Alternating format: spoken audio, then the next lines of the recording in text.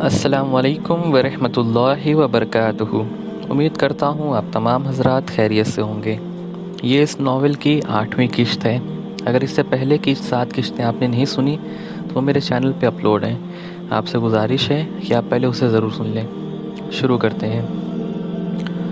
5 साल उसी तरह गुजर गए थे और फिर एक दिन इस्लामिक सेंटर में प्रोफेसर अब्दुल कलीम ने उससे कहा था, अब तुम्हें शादी कर लेनी चाहिए। उनकी बात बहुत अजीब लगी थी।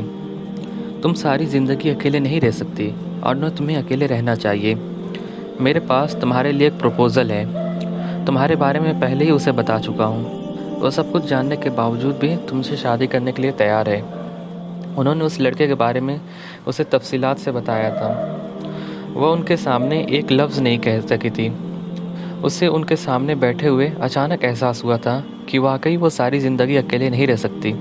शऊरी और लाशऊरी तौर पर उसे एक सहारे की तलाश थी और ये सारा उसकी अपनी फैमिली हो ही नहीं सकती।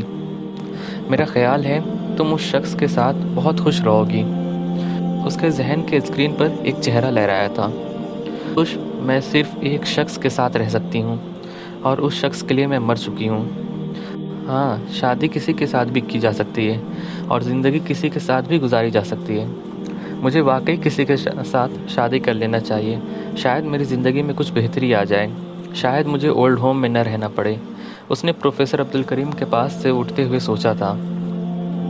3:45 बजे वह इस्लामिक सेंटर पहुंच गई थी। प्रोफेसर अब्दुल कलीम अपने ऑफिस में ही उसके मुंतज़िर थे। हमेशा की तरह उससे गुफ्तगू में मसरूफ़ हो गए थे। साथ साथ वो अपने छोटे मोटे काम भी निपटा रहे थे। अपनी डाक देख रहे थे।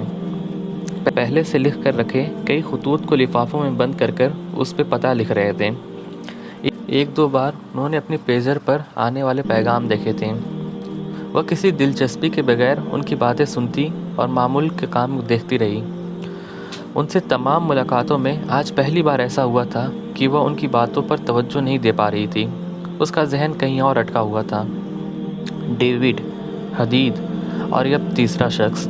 अगर ज़िंदगी में उस तीसरे शख्स के साथ ही गुजारनी थी तो फिर पहले 2 शख्स क्यों मेरी ज़िंदगी में आए?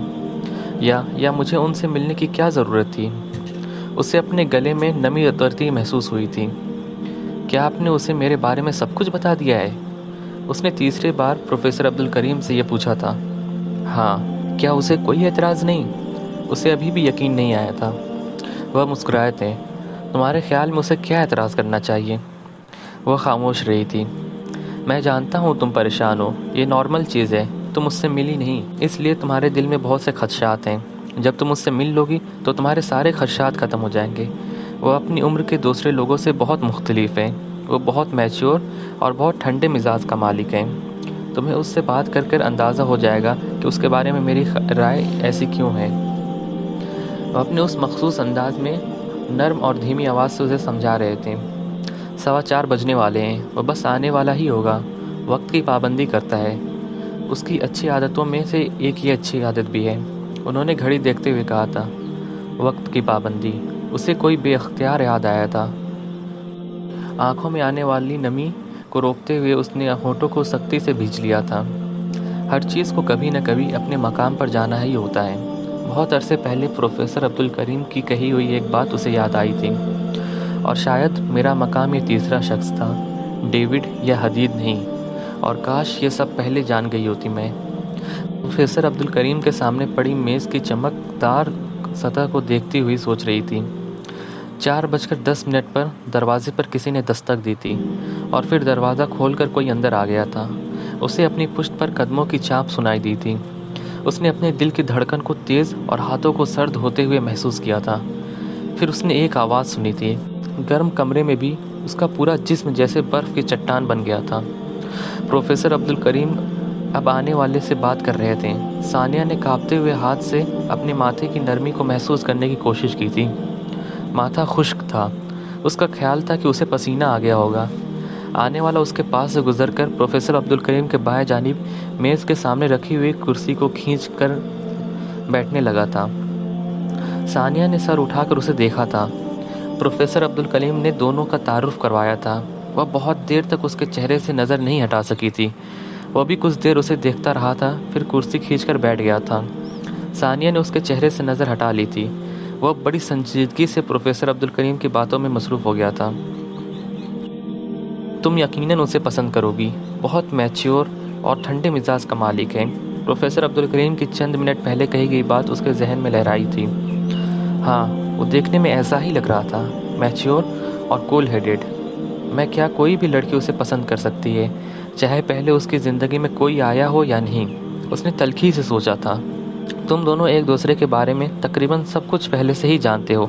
मेरा ख्याल है ऐसी कोई बात नहीं जिससे तुमसे मैंने आगाह नहीं किया है। अब ये ज़रूरी है कि तुम लोग एक दूसरे से गुफ्तगू करो ताकि एक दूसरे के बारे में मज़ीद जो कुछ जानना चाहो जान सको। मैं कुछ देर के लिए कमरे से बाहर जा रहा हूँ।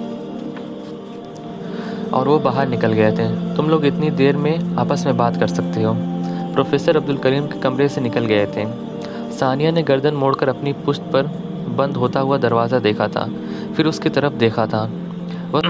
वह सर झुकाए अपने हाथ में पकड़ी हुई की रिंग से अपने जींस में नज़र न आने वाली लकीरें बनाने में मसरूफ़ था। सानिया ने उस पर से नज़र हटा ली थी। सामने फ्रेंच विंडो से बाहर नज़र आने वाले मंजर में अपनी दिलचस्पी की कोई चीज़ ढूंढने की कोशिश की थी। कोई भी चीज़। वह नाकाम रही थी। कमरे में मुकम्मल खामोशी थी। खामोशी को तोड़ना हमेशा मुश्किल होता है। कौन पहले बोलेगा, मैं या ये? और जो भी शुरू करेगा वो क्या कहेगा? सानिया ने सोचने की कोशिश की थी। वक्त आहिस्ता आहिस्ता गुजर रहा था। मेरे पास तो कहने के लिए कुछ नहीं है, मगर ये क्यों खामोश है? उसके पास तो कहने के लिए बहुत कुछ होना चाहिए, बहुत कुछ। उसके पास तो लफ्ज़ों की कमी नहीं होनी चाहिए, सानिया ने सोचा था। उसने सर झुका लिया था। 1 मिनट, 2 मिनट, 3 मिनट, 4 मिनट, 5वें मिनट पर सानिया ने उसके एक गहरी और लंबी सांस लेते हुए सुना था, यूं जैसे वो किसी ट्रांस से बाहर आ गया हो। और अब ये क्या कहेगा? सानिया ने सर झुकाया जैसे अंदाज लगाने की कोशिश की थी।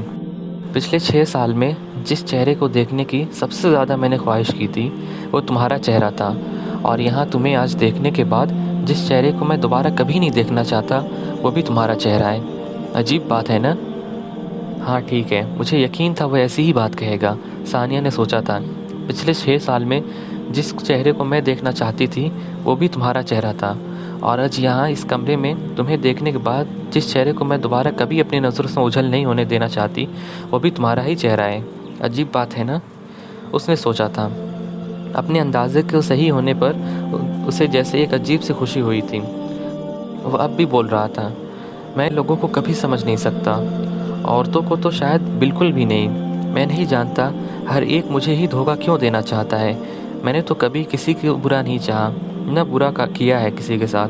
फिर भी पता नहीं लोग मेरे साथ ही ये सब क्यों करते हैं। अपनी गोद में रखे हुए दाएं हाथ की पुश्त पर उसने पानी के चंद कतरे गिरते हुए देखे थे। फिर हाथ धुंधला गया था। उसने सर नहीं उठाया था। उसकी आवाज़ अभी भी कमरे में गूंज रही थी। तुम्हें आज यहाँ इस कमरे में देखने के बाद मुझे यूँ लग रहा है जैसे मैं फिर वहीं पहुँच गया हूँ जहाँ 6 साल पहले खड़ा था, और मैं आज तक वहीं खड़ी हूँ जहाँ 6 साल पहले खड़ी थी। 6 साल पहले तुमसे मिलने के बाद मैंने सोचा था दुनिया में अभी भी कुछ ऐसे लोग हैं जो खुदगर्ज नहीं हैं, जिन्हें दूसरों की परवाह है। 6 साल पहले मैंने तुम्हें आइडियलाइज़ किया था। मैंने सोचा था मुझे ज़िंदगी में तुम्हारे जैसा बनना है। आज यहाँ इस कमरे में बैठा हूँ, सोच रहा हूँ क्या दुनिया मुझसे ज़्यादा बेवकूफ़ और कोई होगा? उसकी आवाज़ में रंजीदगी थी। सानिया के हाथ पर गिरने वाले पानी के कतरे में और इजाफा हो गया था। 5 साल पहले जब मैंने वापस आकर तुम्हें तलाश करने की कोशिश की थी तो मुझे पता चला था कि तुम मर चुकी हो। मैं बहुत रोया था। मुझे लगा था एक बार फिर मेरी दुनिया ख़त्म हो गई। आज तुम्हें यहाँ देखकर लग रहा है कि दुनिया तो आज ख़त्म हुई है। मैं नहीं जानता इस कमरे में से निकलने के बाद क्या होगा। मैं दोबारा किसी औरत पर एतबार कर भी पाऊँगा या नहीं। क्या? तुम तो बहुत बातें किया करती थी, आज खामोश क्यों हो? कुछ कहो। वह अब उससे पूछ रहा था। तुम्हें आंसुओं जैसे हथियार का सहारा लेने की कोई ज़रूरत नहीं। तुम तो उसके बगैर भी दूसरे के मुंह के बल गिराने के माहिर हो। वह शायद उसके बहते हुए आंसुओं को देख चुका था। सानिया ने कांपते हुए हाथों के साथ गालों पर बहते हुए आंसुओं को साफ किया था। मैं तुम्हारी ज़िंदगी की पूरी कहानी में अपना रोल समझने की कोशिश कर रहा हूँ। तुम्हारे लिए मैं क्या था? एक फिलर, एक सपोर्ट, या कुछ भी नहीं? मैं जानना चाहता हूँ कि तुम्हें मुझसे क्या चाहिए था। कौन सी चीज़ तुम्हें मेरे जानिब खींच लाई थी? तुमने मेरे साथ ये सब क्यों किया? उसके पास सवालों का अंबार था और सानिया के पास कोई जवाब नहीं था। अपनी गोद में रखा हुआ बैग उठाकर वह खड़ी हो गई थी। उसका इरादा भांप गया था। तुम कहाँ जा रही हो? उसने तेज़ी से पूछा था। कुर्सी ढकेलकर वो दरवाजे की तरफ मुड़ गई थी। वह लपकता हुआ उसके रास्ते को रोककर खड़ा हो गया था। मेरे सवालों का जवाब दिए बगैर कैसे जा सकती हो? तुम इस तरह कैसे जा सकती हो? वह खामोश रही थी। तुम जानती हो तुमने मुझे कितना बड़ा धोखा दिया है। वो उसके बिल्कुल सामने खड़ा रहा था। सानिया ने उसके चेहरे देखने की कोशिश की थी। वह उसके जैकेट का कलर देखती रही थी। वह कह रहा था, तुम एक बहुत बड़ी फ्रॉड हो। उसने जैकेट की बटन गिननी शुरू कर दी थी। इस तरह चुप रहकर साबित क्या करना चाहती हो? ड्रामा का कौन सा एक्ट रह गया था जो अब परफॉर्म करना चाहती हो? वह बटन गिन चुकी थी। अब दोबारा कलर्स देख रही थी। क्या तुम बोल नहीं सकती? वो अब चिल्ला रहा था। उसने अब शर्ट की बटन गिननी शुरू कर दी थी और तब अचानक उसने अपने दाएं बाजू पर एक हाथ की गिरफ्त महसूस की थी। वो उसे झंझोड़ रहा था। बेअख्तियार उसने सख्ती से उसका हाथ अपनी बाजू से हटाया था। मुझे हाथ मत लगाओ हदीद। उसने बिलाखिर अपनी खामोशी तोड़ दी थी। हदीद का चेहरा उसके जुमले पर सुर्ख हो गया था। तुम्हारा वजूद वाकई इतना गंदा है कि मेरे जैसे शख्स को हाथ नहीं लगाना चाहिए, उसे देखना तक नहीं चाहिए। सानिया ने एक बार फिर सर झुका लिया था। आज हाथ लगाने पर एतराज़ हुआ है। 6 साल पहले? 6 साल पहले का जिक्र मत करो, तब और बात थी। सानिया ने उसकी बात काट कर कहा था। मैं जानना चाहता हूँ वो और बात क्या थी जिसके लिए तुमने मुझे इस्तेमाल किया। आई एम सॉरी अगर मेरी किसी बात से तुम्हें हर्ट हुआ है। अब तो मैं माजरत चाहती हूँ। अब मेरा रास्ता छोड़ दो, मुझे जाना है। और उसकी बात पर जैसे हक्का बक्का रह गया था। तुम्हारे लिए सब करना कितना आसान है। आई एम सॉरी अगर तुम्हें मेरी किसी बात पर हर्ट हुआ है तो मुझे माफ़ कर दो। बस इतना कहना चाहिए तुम्हें। मैं हर्ट हुआ। तुम्हें अंदाज़ा है तुमने क्या किया है? तुमने मेरी ज़िंदगी के 6 साल बर्बाद कर दिए हैं और तुम सिर्फ एक जुमला बोलकर उसकी तलाफ़ी करना चाहती हो। सिर्फ एक जुमला बोलकर।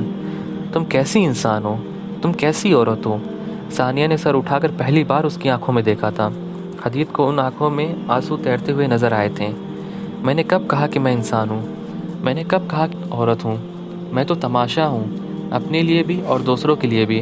तमाशा बनने और देखने के लिए बड़ी हिम्मत और सब्र की ज़रूरत होती है। ये दोनों चीज़ें अल्लाह ने मेरे मुकद्दर में लिखी हैं। कुछ लोगों को अल्लाह दिल आबाद करने के लिए बनाता है और कुछ लोगों को अल्लाह दिल बर्बाद करने के लिए बनाता है। मुझे अल्लाह ने दूसरे काम के लिए बनाया है। जो लोग दूसरों के दिलों को कांटों से ज़ख्मी करते हैं उनके वजूद को कांटा ही बनना होता है, वह फूल नहीं बन सकते। तुम मेरे लिए 6 साल रोए हो, आज एक बार और रो लो, फिर सोच लेना कि मैं वाकई मर गई हूँ। सारी दुनिया तुम्हारे आगे पड़ी है। तुम्हारे लिए भी कोई ना कोई होगा। हर औरत मेरे जैसी नहीं होती। जो होती है उसे फिर हदीद नहीं मिलता। उसने एक बार फिर सर झुका लिया था। हदीद ने अपनी पुश्त पर दरवाज़ा खुलने की आवाज़ सुनी थी। प्रोफेसर अब्दुल करीम अंदर आ गए थे। कमरे के नज़ारे ने उन्हें हक्का बक्का रख कर दिया था। दोनों के चेहरे के तासुरात और सानिया का भीगा हुआ चेहरा उन्हें परेशान करने के लिए काफ़ी था। सानिया भीगी मुस्कुराहट के साथ एक तरफ बढ़ गई थी। मैं आपकी मशकूर हूँ। आपने मेरे लिए बहुत कुछ किया है, मगर हर बार अपनी किस्मत नहीं बदली जा सकती। आपने हमें जिस काम के लिए मिलवाया है वो नहीं हो सकता। फिर भी आपका शुक्रिया। वो कमरे से बाहर निकल आई थी। ज़िंदगी अच्छी चीज़ है क्योंकि बस एक बार मिलती है, बार बार उस अजाब से नहीं गुजरना पड़ता। उसने बाहर आकर सोचा था, और मैं अगर ये बात पहले जान जाती कि ये तीसरा शख्स हदीद है तो शायद आज की मुलाकात की नौबत ही ना आती।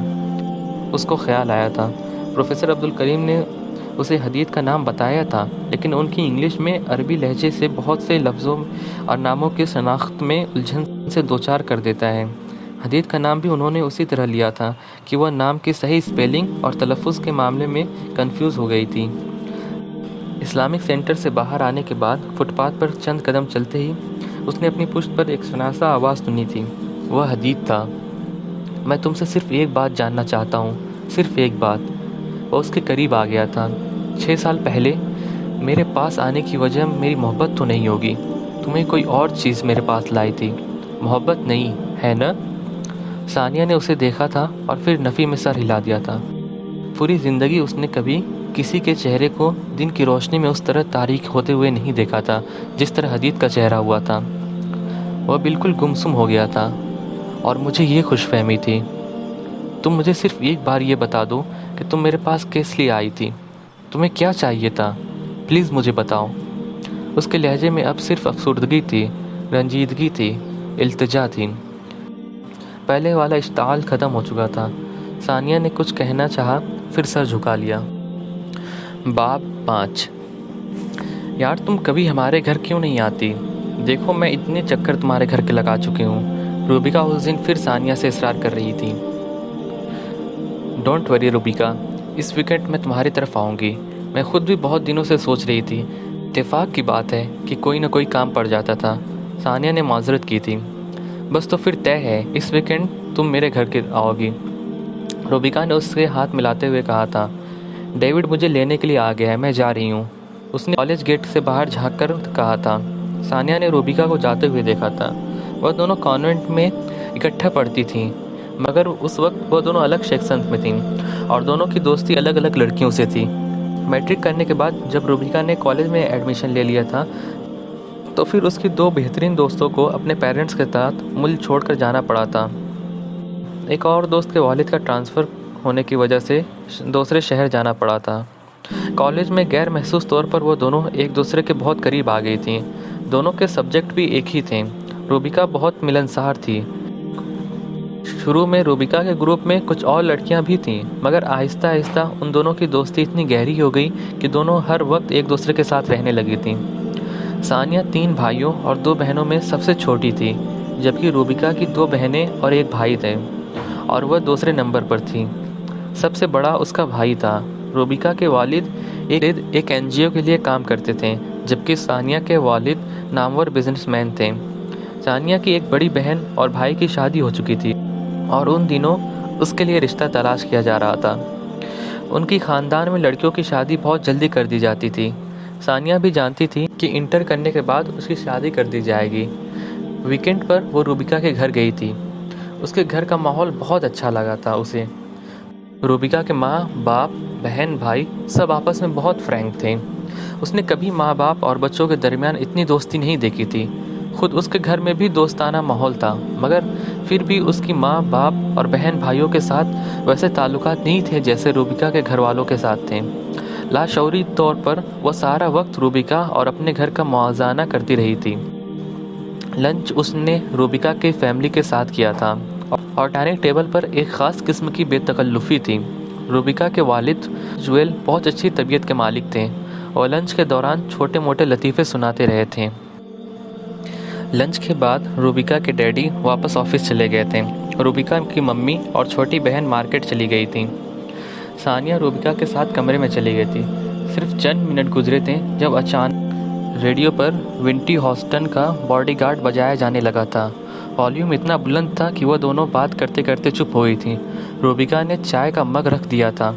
ये डेवी भी न, उसे इतनी मैनर्स नहीं है कि घर में कोई आया है तो वॉल्यूम थोड़ा कम रख ले। दिन में 36 बार ये नंबर सुनते हैं। का ख्याल है कि विंटी ने ये नंबर उसके लिए रिकॉर्ड किया है। रूबिका तरशी से कहते हुए रूम से बाहर निकल गई थी। चंद मिनटों बाद रेडियो का वॉल्यूम कम हो गया था और रूबिका दोबारा कमरे में आ गई थी।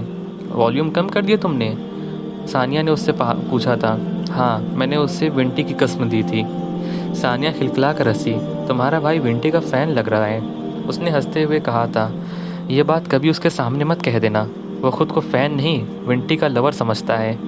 ओह गॉड, दुनिया में अब भी ऐसे लोग पाए जाते हैं। दुनिया में तो पता नहीं, हमारे घर में तो ऐसा है एक। डेविड विंटी पर मरता है और तुम किस पर मरती हो? सानिया ने शरारत से पूछा था। जाहिर है भाई, रॉबिन पर। उसने अपने फियांसे का नाम लिया था। मुझे तुम्हारी फैमिली बहुत अच्छी लगी। सानिया ने चाय की घोट लेते हुए उससे कहा था। तुम्हारी फैमिली भी बहुत अच्छी है। हाँ, तुम्हारी फैमिली जितनी नहीं, लोग एक दूसरे से इतने क्लोज नहीं है, उसने संजीदगी से कहा था। तुम आ जाया करो मेरे यहाँ, मुझे बहुत अच्छा लगेगा, रूबिका ने बड़े खुलूस के साथ उससे कहा था। हाँ, अब मैं आती रहूँगी, यहाँ आकर मेरा वक्त बहुत अच्छा गुजरा है, उसने चाय का मग खाली करते हुए कहा था। फिर गुफ्तगू का मौजू बदल गया था। 4 बजे तक वो दोनों बातें करते रहे थे। फिर सानिया घड़ी देखकर उठ खड़ी हुई। मैं डेविड को बुलाती हूँ। वो उसे लॉन्च में छोड़कर चली गई थी। चंद मिनटों बाद वह रूबिका को डेविड के रूम से निकलते हुए देखी थी। आओ बाहर पोर्च पर चलते हैं। वो सो रहा था, मैंने जगा दिया है, चंद मिनटों बाद वो बाहर आ जाएगा। रुबिका ने उसे बताया था। वो उसके साथ बाहर पोर्च में आ गई थी। चंद मिनटों बाद वह जमाई लेते हुए बाहर निकला था। फिर गाड़ी में बैठ कर उसने पिछली सीट के दरवाजे खोल दिए थे। रुबिका और सानिया दोनों अंदर बैठ गए थे। गाड़ी सड़क पर लाते ही उसने कैसेट प्लेयर ऑन कर दिया था। गाड़ी में वही विंटी का बॉडीगार्ड गुजने लगा था और सानिया ने बेअख्तियार कहके लगाए थे। उसे चंद घंटे पहले रुबिका के कहे हुए जुमले याद आ गए थे। डेविड ने हैरानी से मुड़कर देखा था। क्या हुआ? सानिया को और हंसी आने लगी थी। रुबिका भी अब उसके साथ हंसने लगी थी। शायद वो भी सानिया की हंसी की वजह जान चुकी थी। डेविड कुछ देर बैक मिरर में उनको हैरानी से देखते हुए गाड़ी ड्राइव कर रहा था। उसके माथे पर बल पड़ने लगे थे। नाराज़गी के आलम में उसने गाड़ी सड़क के किनारे रोक दी। पहले तुम लोग मुझे अपनी हंसी की वजह बताओ या फिर हंसना बंद करो, फिर मैं गाड़ी चलाऊंगा। उसने पीछे मुड़कर उन दोनों से कहा था। उन दोनों की हंसी के रफ्तार में एकदम इजाफा हो गया था। वो बिल्कुल पागलों की तरह हंसने लगी थीं। फिर रुबिका ने खुद पर काबू करते हुए उससे कहा था, अच्छा ठीक है, तुम गाड़ी चलाओ, हम खामोश हो जाते हैं। बात ख़त्म करते ही उसने सानिया की तरफ देखा था। वह एक बार फिर हंस पड़ी थी। नहीं, अब तो मैं बिल्कुल गाड़ी नहीं चलाऊंगा। वो कुछ बिगड़ गया था। प्लीज़ आप गाड़ी चलाएं, आपको विंटी की कसम। सानिया नहीं जानती थी किस तरह बेअख्तियार उसके मुंह से ये जुमला निकल गया था। उसने डेविड के चेहरे पर बेतहाशा हैरत देखी थी। फिर उसने उसके चेहरे को सुर्ख होते देखा था। कुछ कहे बगैर वो मुड़ गया था। उसने कैसेट प्ले ऑफ कर दिया था और गाड़ी सड़क पर ले आया था। वह दोनों कुछ देर मज़ीद हंसते रहे। फिर आहिस्ता आहिस्ता दोनों चुप हो गए थे। हंसी थमते ही सानिया को अपनी हरकत पर अफसोस हुआ था। उसने बैक मिरर से डेविड को देखने की कोशिश की थी। वह बड़ी संजीदगी से माथे पर बल डाले गाड़ी ड्राइव कर रहा था। उसके चेहरे पर दोपहर वाली खुशमिजाजी के कोई आसार नज़र नहीं आ रहे थे। सानिया को शर्मिंदगी होने लगी थी। पता नहीं वो मेरे बारे में क्या सोच रहा होगा, मैं कैसी लड़की हूँ, उसे ख्याल आया था। रूबिका अब उससे बातें कर रही थी, लेकिन उसका जहन अभी वहीं टिका हुआ था। कल तुम्हें ड्रॉप करने के बाद मेरा और डेविड का ज़बरदस्त झगड़ा हुआ। अगले दिन कॉलेज में रूबिका उसे बता रही थी। वह मुझसे उस बात पर लड़ रहा था कि मैंने तुम्हें विंटी के बारे में क्यों बताया। रूबिका मज़े से बता रही थी। फिर क्या हुआ? ऐसे झगड़े तो अक्सर हमारे बीच होते रहते हैं। उसे असल में झगड़े की आदत है। रूबिका बहुत सुकून से उसे बता रही थी। वैसे मुझे हंसना नहीं चाहिए था। फिर वो बात जो मैंने उससे कही थी। छोड़ो यार, उसके साथ ये सब कुछ होते रहता है, उसे कोई ख़ास फ़र्क नहीं पड़ता। रूबिका ने उससे बात करते हुए कहा था। वो खामोश हो गई थी, लेकिन उसकी शर्मिंदगी ख़त्म नहीं हुई थी। 3-4 दिन बाद उसने शाम को रूबिका को फ़ोन किया था। फ़ोन डेविड ने रिसीव किया था। सानिया ने उसकी आवाज़ पहचान ली थी। मैं सानिया हूँ, मुझे रूबिका से बात करना है, उसने कहा था।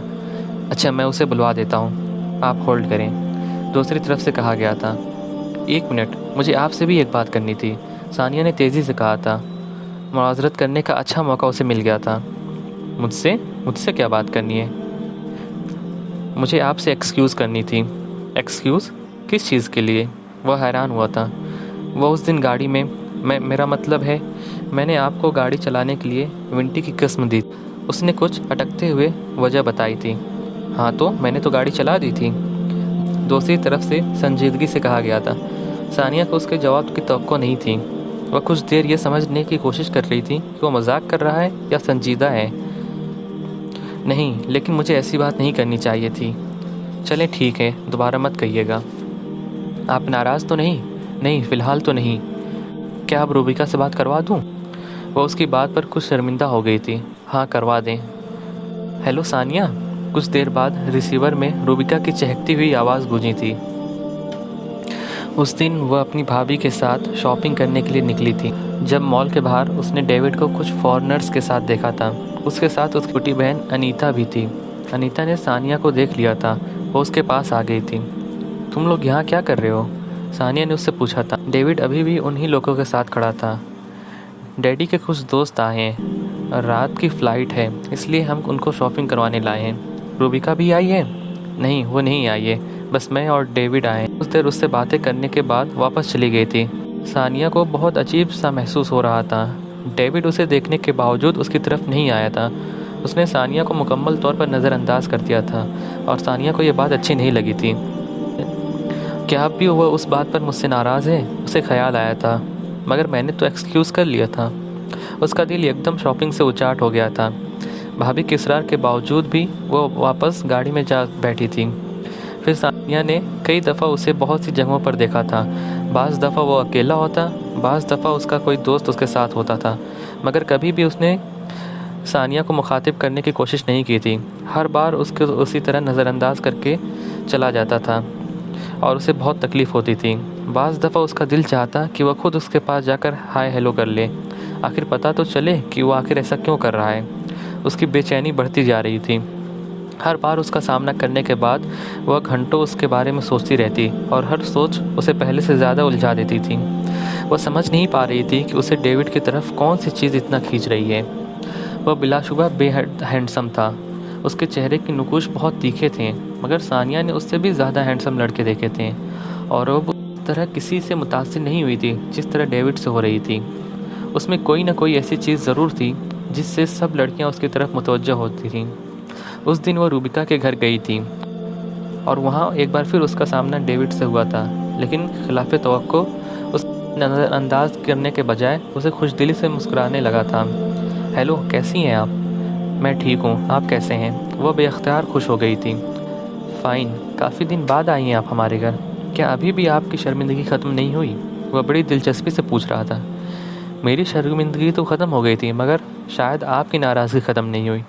नहीं, मैंने तो बताया था कि मैंने आपको माफ़ कर दिया और मैं ऐसी बातों पे नाराज़ नहीं होता। सानिया पूछना चाह रही थी फिर वो इतने हफ्तों से उसे नज़रअंदाज क्यों कर रहा था, मगर वो पूछ नहीं सकी थी। रूबिका लॉन्च में आ चुकी थी।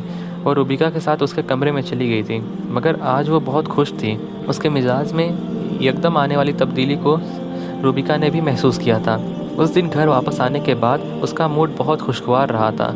ज़िंदगी में पहली बार लाशऊरी तौर पर किसी लड़के से इस तरह मुतासिर हो रही थी। वह लड़का कौन था? उस वक्त उसे उस बात की परवाह नहीं थी। रूबिका की गुफ्तगू में अक्सर उसके भाई का जिक्र होता था। आज डेविड ने ये किया, आज डेविड ने ये कहा।